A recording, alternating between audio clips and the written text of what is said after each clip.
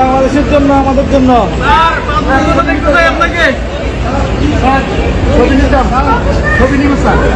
কাতার যাওয়ার পর এই সফরটির মধ্য থেকে বাংলাদেশের এই অন্তর্বর্তীকালীন সরকারের প্রধান ডক্টর মোহাম্মদ ইউনূস কাতার বিজয় করেছেন বলে আমি মনে করি। তার যে দক্ষতা, তার যে অভিজ্ঞতা, তার যে আন্তর্জাতিক অঙ্গনে গ্রহণযোগ্যতা, সবকিছুই ডক্টর মোহাম্মদ ইউনূস যেখানে যাচ্ছেন বাজিমাত করতেছেন এবং খালি হাতে কিন্তু কোথা থেকে ফিরে আসছেন না। এবার কাতারের বাজিমাত করবেন বা কাতার মাতাবেন ডক্টর মোহাম্মদ ইউনূস। হঠাৎ চমক দেখাচ্ছে বাংলাদেশ আর্মি, দাম্ভিক বেনজিরের খেল খতম। বাঘ একা 120 বছর ব্যাপী, কত বছর? 20 বছর লম্বা একটা কাজ সেরার দিছে। এই তথ্যগুলো প্রকাশের মাত্র কয়েক ঘন্টার মধ্যেই কলিজা কারে বলে কত প্রকার কি কি দেখাই দিছে। এমনকি প্রথমবারের মতন তারা ডক্টর মোহাম্মদ ইউনূস স্যার হচ্ছে একটা পরশ পাথর। উনার এখানে যেই আসুক না কেন চেঞ্জ হয়ে যাবে, বদলে যাবে। আমাদের দৃষ্টি যেমন উনার দিকে, ওই উপদেষ্টাদেরও দৃষ্টি উনার দিকে, সারা পৃথিবীর নেতাদেরও কিন্তু দৃষ্টি ওই ডক্টর মোহাম্মদ ইউনূস স্যারের দিকে। আজকে রঙ্গিলা জালে একজন ধরা পড়ে গিয়েছে এবং যার ধরা পড়ার পিছনে কাজটা করেছেন আমাদের প্রিয় সাংবাদিক ইলিয়াস হুসাইন ভাই।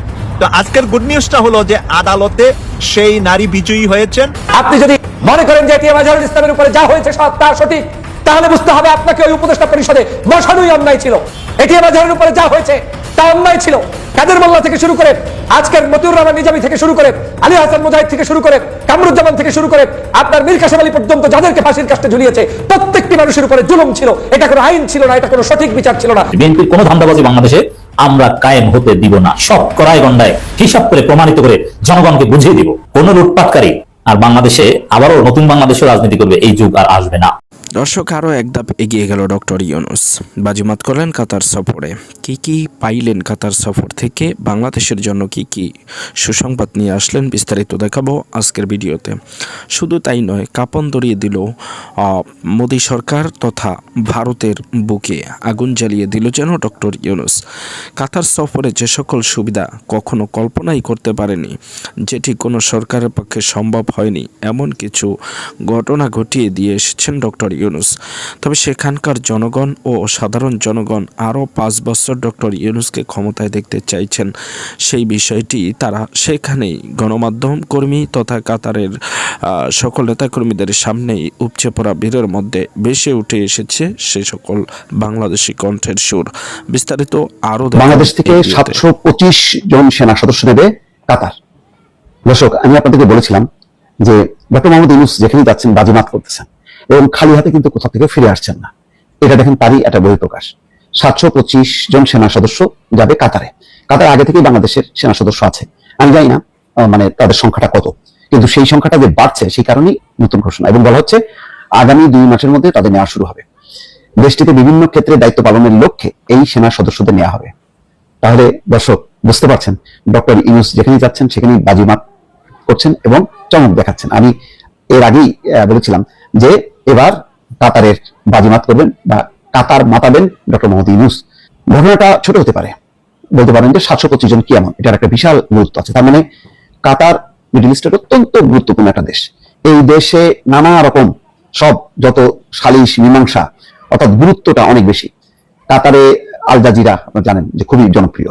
কাতারে অনেকগুলো মধ্যপ্রাচ্যের সংকট নিরসনে বৈঠক হয়। সেই দেশটাতে 725 জন অর্থাৎ সেনা সদস্যরা সংখ্যা বাড়ছে এবং তারা বিভিন্ন ক্ষেত্রে দায়িত্ব পালন করবে। এই পরিস্থিতিটা মানে এই যে তৈরি হলো, ফলে অন্যান্য মধ্যপ্রাচ্যের অন্যান্য দেশগুলো আগ্রহী হবে এবং যত বেশি সেনা সদস্য নেবে, সেনা সদস্যরা তাদের দেশে টাকা পাঠাবে। এটাও আমাদের একটা রেমিটেন্স যেমন একটা যোগ হবে। সবচেয়ে বড় কথা হলো যে আমাদের সেনাবাহিনী আন্তর্জাতিক পরিসরে অত্যন্ত গুরুত্বপূর্ণ এবং তাদের উপর নির্ভর করা যায়। আর নির্ভর করা যায় বলেই তাদেরকে সম্মান করা হচ্ছে, তাদের উপর নির্ভর করছে এবং কাতার সেই আগ্রহটার প্রতিফলন ঘটালো। ফলে অন্যান্য দেশেও উদ্বুদ্ধ হবে।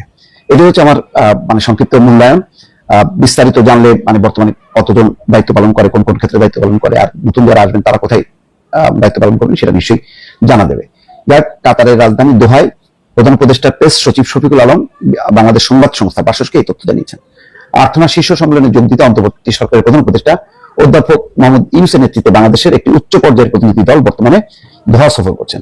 প্রেস সচিব বলছেন, কুয়েতে দীর্ঘদিন ধরে বাংলাদেশের সেনা সদস্যরা কর্মরত।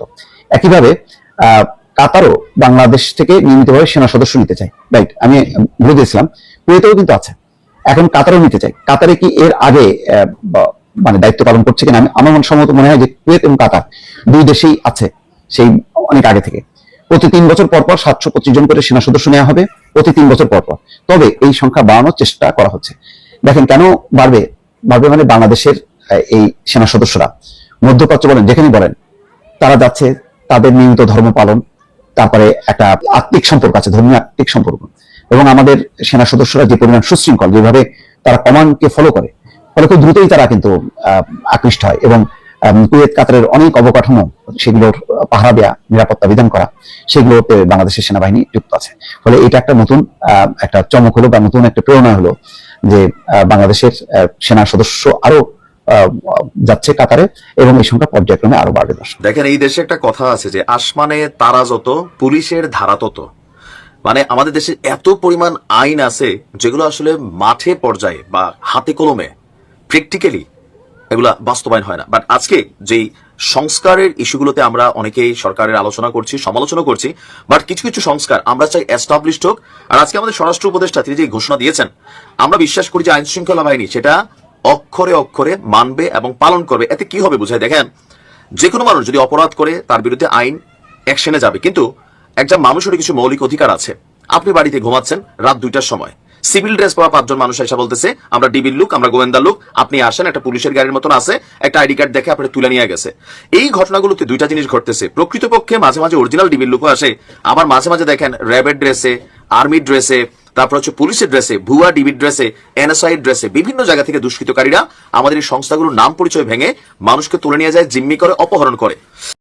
দর্শক, এতক্ষণ পর্যন্ত আপনারা দেখলেন যেখানে কাতারে সফর করতে গিয়ে ডক্টর ইউনূস সেনাবাহিনীর জন্য যেই সুযোগ সুবিধা করে রেখে এসেছেন ও বাংলাদেশের জন্য যে সুনাম বয়ে নিয়ে এসেছেন সেটির বিস্তারিত তথ্য সহ এবার আপনাদেরকে আরও কিছু তথ্য দেখাবো, আর যেটি দেখলে রীতিমতো চমকে উঠবেন আপনিও। চলুন দেখি সে সকল ভিডিও। দর্শক, যখনই আমার কাছে আনন্দের একটা সংবাদ আসে তখনই আমি ওই গানটা গাই, ধরা পড়ে গেছো তুমি রঙ্গিলা জালে, ধরা পড়ে গেছো তুমি রঙ্গিলা জালে।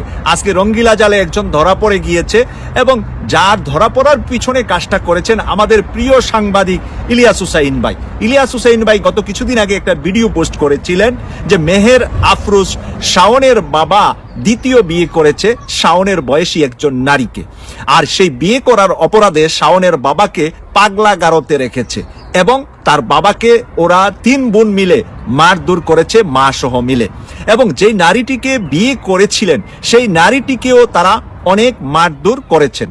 এই মারধর করার কারণে এই নারীটি এতদিন পর্যন্ত আওয়ামী লীগের দুঃশাসনের কারণে কোনো জায়গায় গিয়ে ন্যায় বিচার পাচ্ছিলেন না। সেই ন্যায় বিচার না পাওয়ার কারণে আজকে সাংবাদিক ইলিয়াস হুসেন ভাইয়ের অনুসন্ধানে একটি ভিডিও প্রকাশ করেছিলেন গত 2 মাস আগে ইলিয়াস হুসেন ভাই। সেই ভিডিওর ভিতরে সেই নারীর সাক্ষাৎকার এবং নারীকে যে মারা হয়েছে এবং নারীর সাথে তার যে দৈহিক সম্পর্ক শাওনের বাবার, বিভিন্ন হোটেলে গিয়ে রাত যাপন করেছেন এবং বিয়ের কাবিননামায় যে দুইজনে সাইন করেছেন সবকিছু, এবং কাবিননামাতে একটা বড় মাপের অঙ্ক ছিল কাবিননামায়, সেই কাবিননামা সহ সবকিছু তুলে ধরেছিলেন ইলিয়াস হুসেন ভাইয়ের অনুসন্ধানী টিম। আর সেই অনুসন্ধানের মাঝে আমরা সবাই জানতে পেরেছিলাম এবং ওই নারীটির সাক্ষাৎকার আমরা পেয়েছিলাম। প্রিয় দর্শক, শাওন যে একটা নিষ্ঠুর, একটা নির্লজ্জ নারী, যে নাকি তার বাবার সমান বয়সী হুমায়ুন আহমেদকে নিজে বিয়ে করেছেন, আবার তার বাবা, তার শাওনের নিজের বাবা যখন শাওনের বয়সী একটা নারীকে বিয়ে করেছেন তখন বাবাকে সে প্রহার করেছে, মেরেছে, এবং তাকে এমন একটা জায়গায় রেখেছে যেখানে ওখানে তারা তার বাবার উপরে টর্চারিং করতেন। অনেক মায়ের খাওয়ার পরে মেয়েদের অত্যাচারে, তার শাওনের মার অত্যাচারে শেষ পর্যন্ত ওই নারী থেকে দূরত্ব বজায় রেখেছিলেন শাওনের বাবা। যখন শেখ হাসিনা পালিয়ে গিয়েছে তখন ওই নারী ইলিয়াস হোসেন ভাইয়ের কাছে রিপোর্টটা পৌঁছানোর সুযোগ পেয়েছেন, ইলিয়াস হোসেন ভাইকে ইমেল করেছেন। ইলিয়াস হোসেন ভাই তার অনুসন্ধানী টিম দিয়ে বিষয়টার সততা খুঁজে পেয়েছিলেন। আর সেই ভিডিওটা ইলিয়াস হোসেন ভাই 2 মাস আগে পোস্ট করার পরে ওই নারীকে মামলা করার জন্য ইলিয়াস হোসেন ভাই উৎসাহিত করেছিলেন।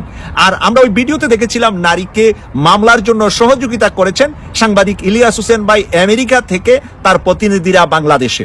সেই মামলা গতকাল শাওনের বাবা, শাওনের মা এবং তার 3 বোন সহ 10 জনের নামে এখন গ্রেফতারি পরোয়ানা জারি করেছে আদালত। প্রিয় দর্শক, এই কারণেই আমি বললাম ধরা পড়ে গেছো তুমি রঙ্গিলা জালে, ধরা পড়ে গেছো তুমি রঙ্গিলা জালে। আমি তো রাজনীতি নিয়ে বিশ্লেষণ করি, আমার ওই গানের কণ্ঠ ভালো না, তবে খুব বেশি আনন্দ পাইলে তখন এই 2 লাইন আমি বলার চেষ্টা করি। এর আগেও 2টা ভিডিওতে আমি এই 2 লাইন করে বলেছিলাম 2টা গুড নিউজ আপনাদেরকে জানাতে গিয়ে। তো আজকের গুড নিউজটা হলো যে আদালতে সেই নারী বিজয়ী হয়েছেন এবং তারা আদালতে হাজিরা দেন নাই, কিন্তু বাড্ডা থানার 2 জন পুলিশ হাজিরা দিয়েছেন। 2 জন পুলিশকে ডিবি হারুনের যৌথ প্রযোজনায়, ডিবি হারুন সহ যৌথ প্রযোজনায় সেই কাজটা করা হয়েছিল। তখন ডিবি হারুনের পাওয়ারে ওই বাড্ডা থানার ওসি সহ পুলিশের কর্মকর্তারা যেই কাজটা করেছেন, সেই কাজটা করার কারণে ডিবি হারুনকে হারুনের যে কথার কারণে সেই কাজটা করেছেন, সেই কারণে আজকে 2 জন পুলিশকে আদালত বলেছে, জজ বলেছেন যে তোমরা যদি সত্যিকারের বিষয়টা স্বীকার আসো তাহলে তোমাদেরকে জামিন দেওয়া হবে নতুবা কারাগারে যেতে হবে। তো ওরা স্বীকার আসছে যে আমরা ডিবি হারুনের প্ররোচনায় ভয়ে আমরা সেই কাজটা করেছিলাম, সেই অপরাধটা করেছিলাম, কারণ পুলিশও এটার সাথে বাড্ডা থানার জড়িত ছিল। প্রিয় দর্শক, সেই কারণে আজকের এই গুড নিউজটা আপনাদেরকে দেওয়াটাই আমার উদ্দেশ্য ছিল। আপনি যদি মনে করেন যে এটিএম আজহারুল ইসলামের উপরে যা হয়েছে সব তা সঠিক, তাহলে বুঝতে হবে আপনাকে ওই উপদেষ্টা পরিষদে